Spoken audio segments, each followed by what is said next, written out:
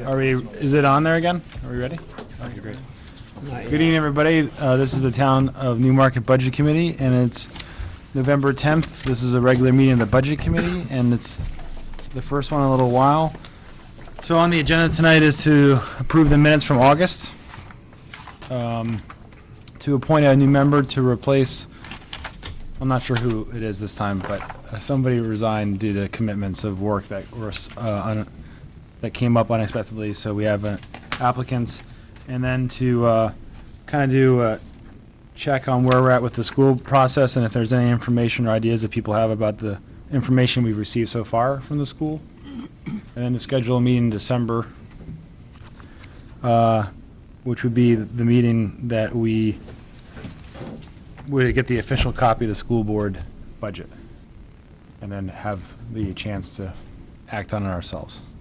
I think that's the overall agenda. But before we go into that, Mike LeBranch would like to make a special announcement. It's in regards to a Veterans Day ceremony that was originally scheduled to be held tomorrow evening at 7 p.m. at the bandstand.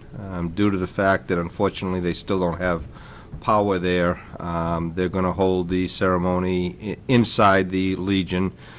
Use the front door off of Main Street, and the American Legion's putting it on along with American Legion Post 67, the Boy Scout Troop 200s, the Sons of American Legion, and the Legion Auxiliary will be putting this on.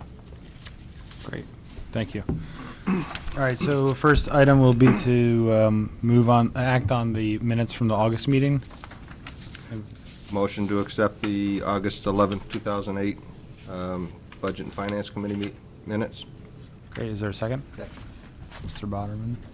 Also, I forgot to say, but Lorianne Caprioli might be here if we run after 8:30. She's has the award ceremony for high school athletics, and her son's in it. So, all right. So there's a motion and a second. Any changes to the minutes?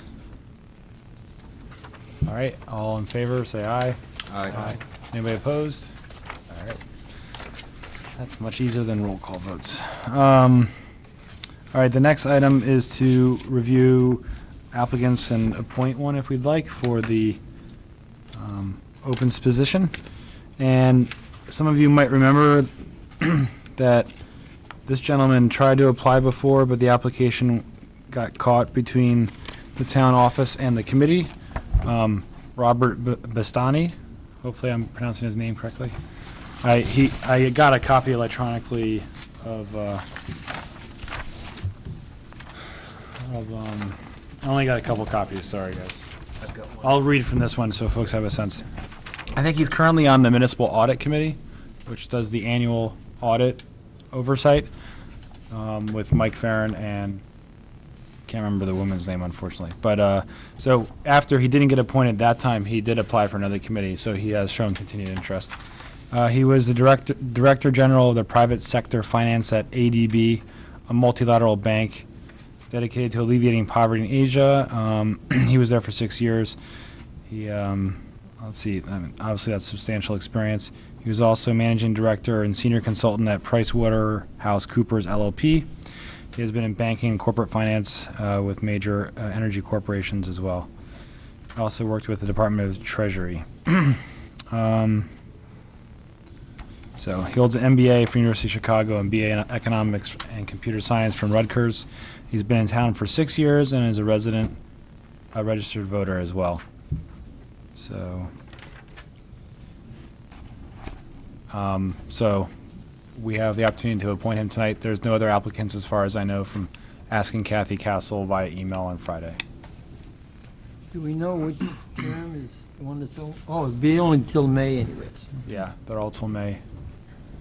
So all you who appointed gotta have to run again in May, otherwise it'll be a giant appointment process again. So would anyone like to nominate Robert Bastani for the open position? So moved. Is there a second? Second. All right, any, yeah, sure. Question, do we know if this will fill all of the spots, or is there still one vacant? Anybody know that off the top of their head? Because I we believe had, this is the only one that was vacant. Yeah, because there's a 9-member board, isn't it? Okay, because we had two that left. Who left? Mr. LePage and Oh, yeah. Rich Height. Height, was it? Yeah. So I'm just curious if that'll fill it up, or if we need to I make think sure it's this a is... 10-member board with a representative from the council and school board. It's a 9-member board plus 2. Oh, it's 9, so 1, 2, 3, 4. Yeah, It's a 9 plus 2, right? 9, so Oh, it's we are- 11. Yeah, so we are missing one. I was counting wrong. So there is still one opening, so we should probably just make sure 3, 4, we get that 5, posted. 6. Lori Ann's 8, so I Lori think Ann's we still 7, have this one guy more. Yep. 8. That's right, he must Would be be another replacing position open. LePage. Yeah. Okay. I think Rich actually resigned first, and then Phil did because of work remember. commitments and family. Okay, so any other discussion on the process or Mr. Bastani? All right, all in favor of appointing Robert Bastani, say aye. Aye. Aye. Opposed? All right, so welcome. Mr. Bastani is not here, but hopefully he'll make the next meeting, which, just so in case he is watching, we are invited to participate at the school board's work session. The next one is the 13th, this Thursday at 7. And then our next official meeting is not till December. And if anyone in the public would like to be appointed, they can submit an application to Kathy Castle at any time. Okay. You brought the agenda, thank you. I didn't print out my own agenda that I emailed around. Let's see. So the other part that Lorianne suggested we talk about is see if there's anything that we wanted to provide input-wise to the school board about what we've seen so far. And then if there's any ideas about short and long-term costs that we can suggest that can be implemented, it'd be great to share, so it's not a surprise later for the school board as they're doing their budgeting process. So I'll open up to that. I have one thing in general. I have not seen in here, maybe I just missed it. Is there like a summary page that says the overall increase of the total amount of money spent, proposed for this year's budget over last Yes. year's? Because this is the school board is a whole new process for me, so. Yeah, and just so the Curve. members of the public are aware, the the school board is still in their Oh, yeah. deliberative process, and so we anticipated I don't have my board book in front of me, but that the Tuesday before Thanksgiving is our goal date for providing the budget committee where we're at when we've acted on a budget and we've decided what our desire to fund is, and then we'll give our version of that to the budget committee. You can, on page 51 of the budget worksheet pages, The front section? which is the first major section. You can see total, right, the last printed line. Total budget total, last year actual, this year budget, next year requested. So you can see those overall dollars there on 51, the very bottom line. Okay. And again, that is for your information, that's a first look budget. That's Yeah, what yeah. that's what department heads have submitted to us. We have not taken our pencil to it yet in any specific way.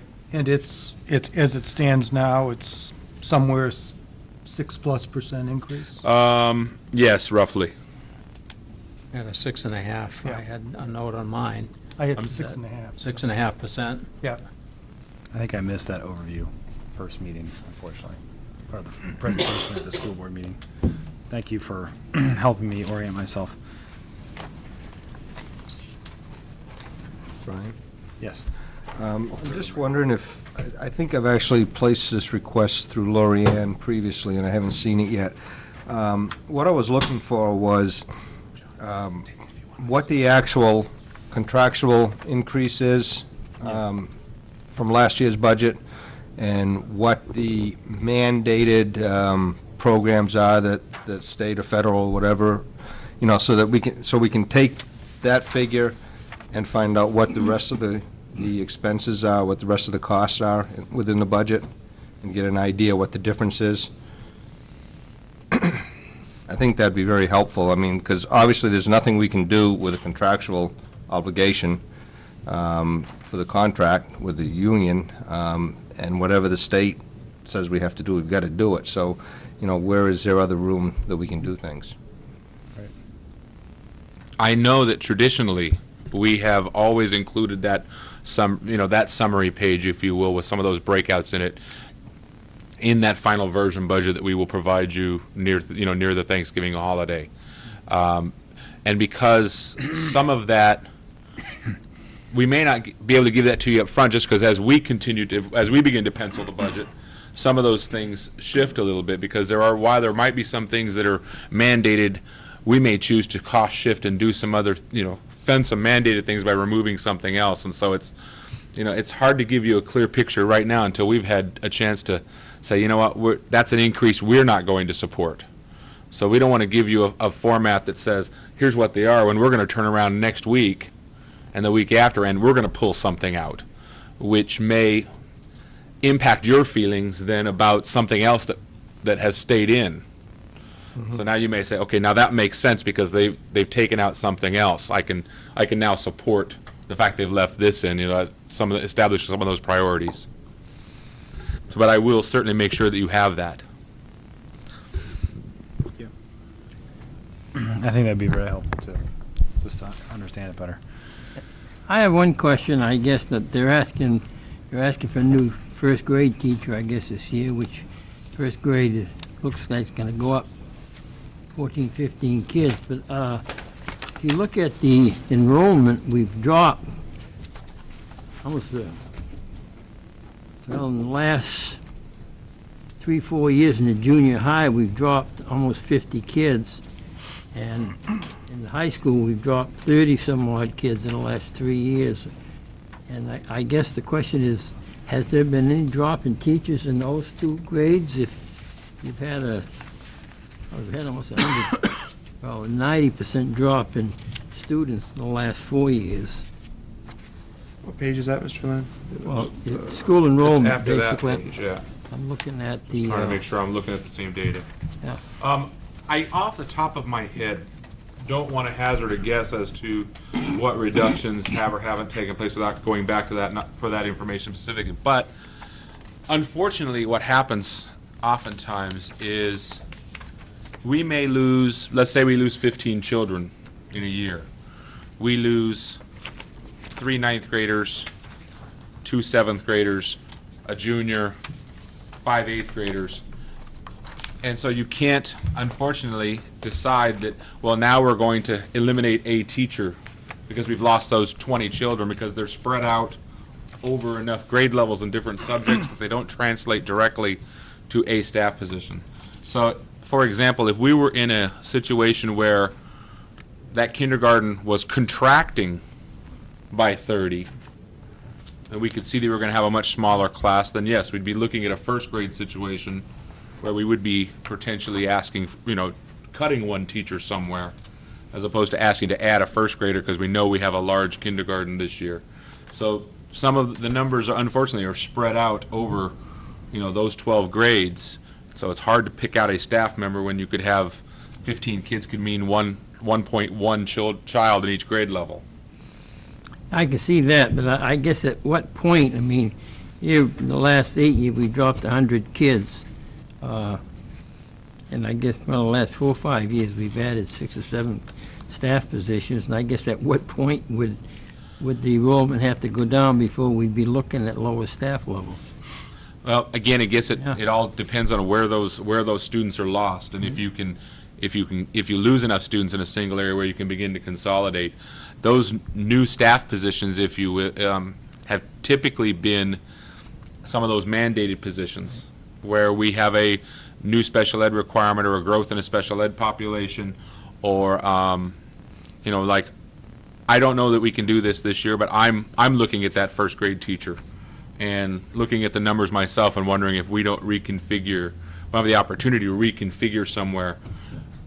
Should we accept 2 or 3 more kids in a 4th grade class in order to move a teacher to the 1st grade to handle that increased load for this year, and let that follow up through? But that's something I have to ask the principal and the superintendent to take a look and see if that's, if that's possible.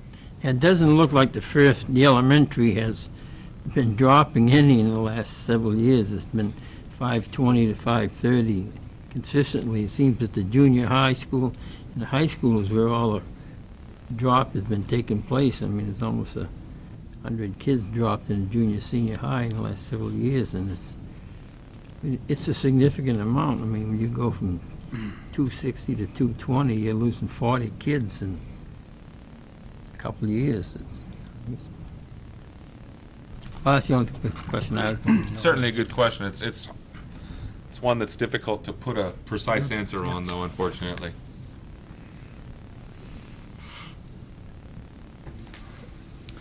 Well, I think the thing that, I'm looking at the chart trying to find the pattern, but there's, I mean, clearly, you got a bubble that's gonna come through with the kindergartners in 2008.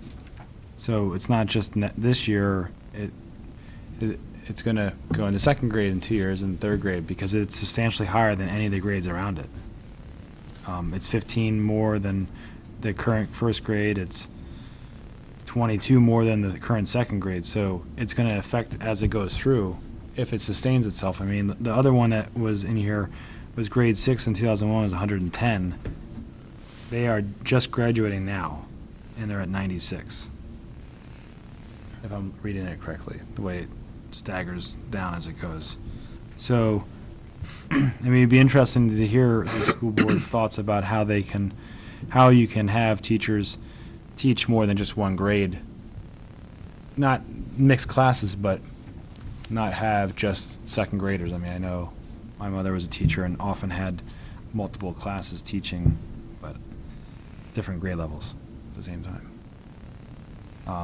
Because I think that is a good point about the enrollment at the higher levels dropping. In the middle schools where most of that drop is, it's 60 students between 2001 and 2007. It's also, I guess it's also pertinent to keep in mind that, if you take any given grade level at the, certainly at the middle school, you have one teacher in every core area, the 4 core areas. So if we were to lose the equivalent of a teacher, well, you can't eliminate the social studies program from the 7th grade, for example. It's still a state requirement that has to be maintained. So there's that expectation, and the expectation from the community with the level of course offerings that are available in terms, once you get into the high school age, where, again, you can't drop your math program. You may be curtailing some of your offerings depending on need and student interest. But we have utilized part-time instructors over the last several years when we've had a drop in certain course enrollments at the high school.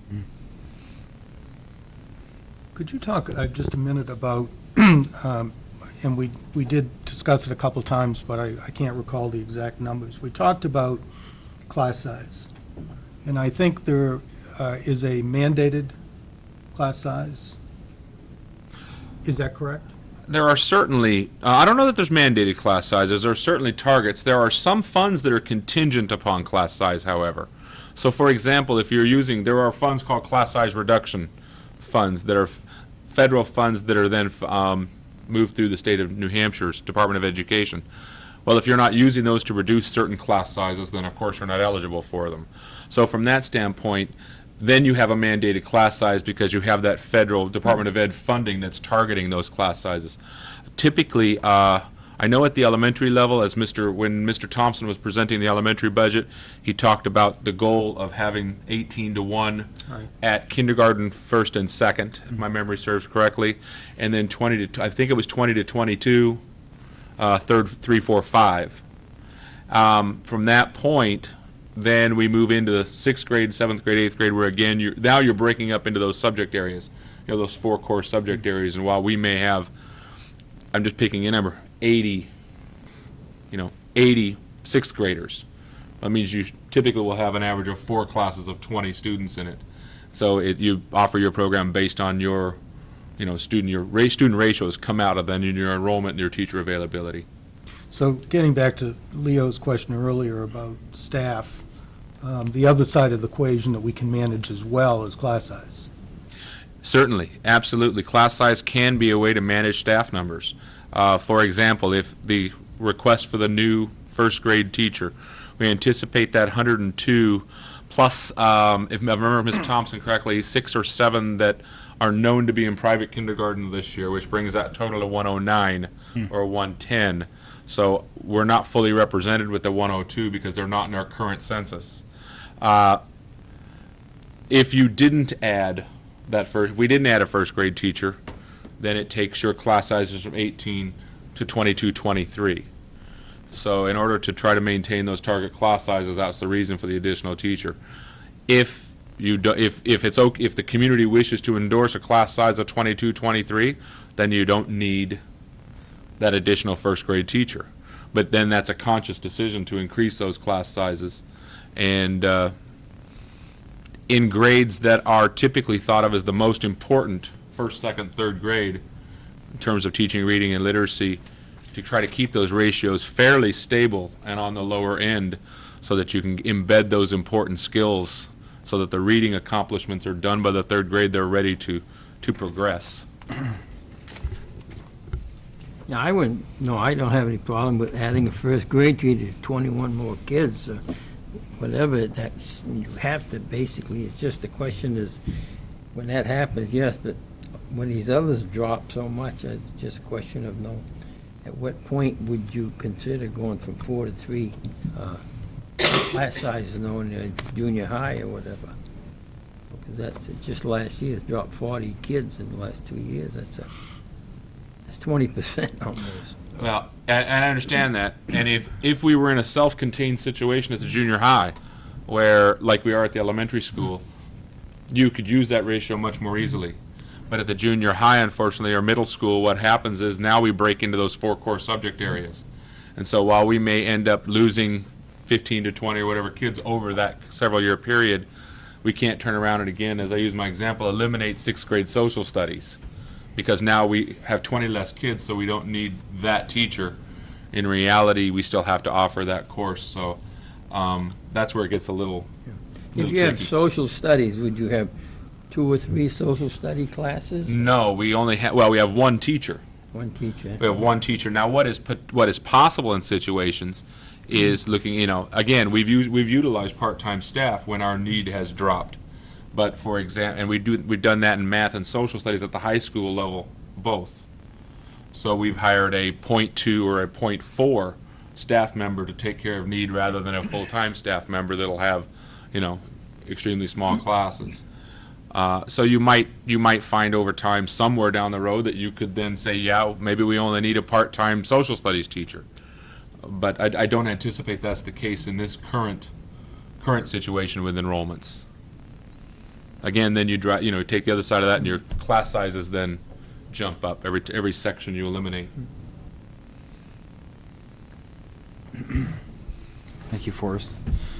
Is there any other thoughts or areas for discussion at this point, or requests for information? I'd be curious, and I know you can't compare apples to apples any 2 given years. There are different needs and wants each year, but what is the last year's, at this point in time before you got into the budget heavily with your own people, the percentage increase at that time compared to the 6.5% this year? Are we comparable, or, I know there are... Actually, I can give you a ballpark on that. I don't remember the exact numbers. We ended up on warrant last year, and it helps if I can work it backwards, because I got to remember what was added or subtracted at each layer as we move the budget back. We ended up on warrant last year at less than a 1% increase, not including the contractual obligation that had already been voted on, approved by the voters. So not including the teacher contract, we were under 1%. So when you added the contract back in, I think we were at about 2 and little over 2 or a little under 3, somewhere in that 2.5 range. The school board eliminated, I should have brought my other budget book. The school board, in their deliberation process, probably eliminated, I want to say close to $250,000 to $300,000, which would have added another 1.5 to 2 percentage points on top of that. The superintendent, before we even saw the budget, took the department head's budget, which is really what we have now, the department head's budget, and had removed items from that before we even received it. So I would imagine that the overall initial request was somewhere not too far off from where we're at right now. And through this process, I'm going to venture to say in the 5s probably, maybe close to 6. And then throughout that process, superintendent whittled a chunk, the board whittled a chunk, budget committee whittled a chunk, if you will, and then we got down to where we were. I mean, I certainly don't need to dwell on this, but as we know, the economic conditions this year are quite different than a year ago, and I certainly hope that everyone goes into those negotiations taking that into account, because there are a lot of people out there hurting right now, so we need to keep it as low as possible and yet serve the needs of what's necessary to make that school run properly. I have no doubt in speaking for myself that that's first and foremost on my mind. And if you were to take a look at my budget book, you'd see lists and lists of numbers where I'm going through and personally and saying, here's the things I want to bring to the table when the board begins to discuss this and prioritize. Okay, do we do without something? Do we, what do we do without if we need to, versus do we do a fee structure for something that we've always assumed was free before? I mean, I'm thinking of several things myself. While I can't presume to speak for the board, I certainly think it's clear in everyone's mind that, the headlines haven't lied and they haven't left any of us in the dark. We know, we're well aware of what's going on, and certainly we'll take that into utmost consideration.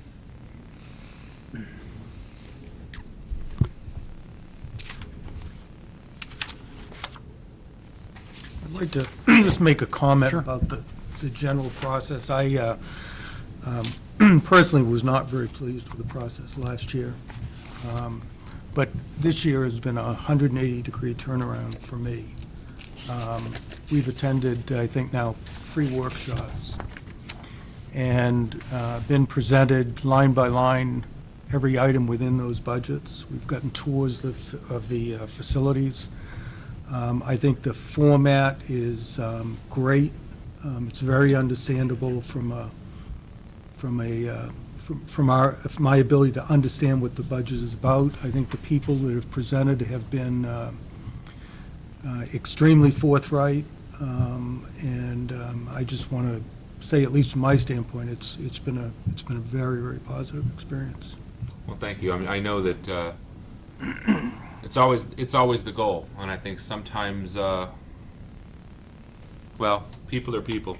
Sometimes personalities intervene and make things more cumbersome, I guess, as the word I'll choose to use, than sometimes they need to be. And so I appreciate that comment. And overall, we do try to be consistent in what we do year to year in terms of overall presentation. And I think part of you, and again, if I'm wrong, correct me, but I think part of your sense of difference this year is that you were a late addition to the budget committee, I believe. I was. And so I don't think you were present for some of the very things that you have seen this year that did take place last year.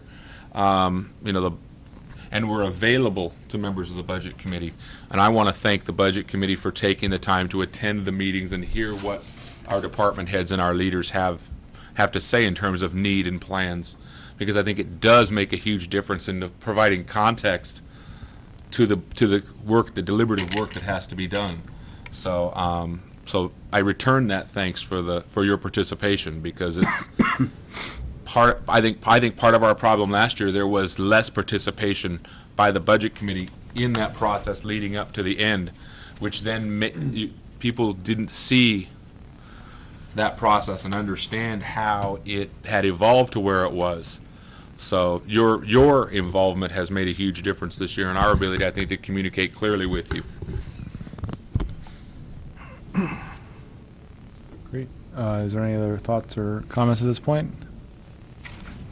All right, so the next step, I think our chair requested, was we try to schedule our December meeting so the school board officials and we all can plan around our first meeting to review the formal budget that's being proposed by the school. So Thursday nights don't work for John, and Wednesday nights are hard for Mike, and Thursday nights are, when's the school board meeting again? Thursdays? Thursday nights, Yeah. first and third. So we don't want to do the Thursday or Wednesday night, so Monday nights work great, unless you're on the ZBA and the They work. NCDC. They don't work. Hard. Generally. Tuesday?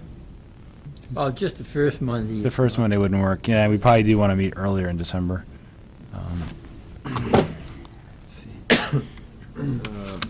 the first Monday is the 1st, or the second, Tuesday the 2nd working for folks? All right, let's shoot for that night. What night is that? Tuesday, December 2nd, which would be that's the Tuesday following Thanksgiving weekend. In case that helps anybody with their family plans and schedules. It's a late. And it's not as far away as we think it is. Yeah, exactly. It's pretty amazing. And if there ends up being a conflict with the school officials, just let us know and we can try to rearrange I'll double check that. Again, I don't think we'll have any problem, because again, we anticipate providing you with a budget prior to Thanksgiving. So at that point, we then should be prepared to come back and discuss that in some detail by that December 2nd date. It's the planning board on the Tuesdays, right? Yeah, but it'd be the second Tuesday, so we Second would Tuesday. miss that one. All right, We'd be good. good there.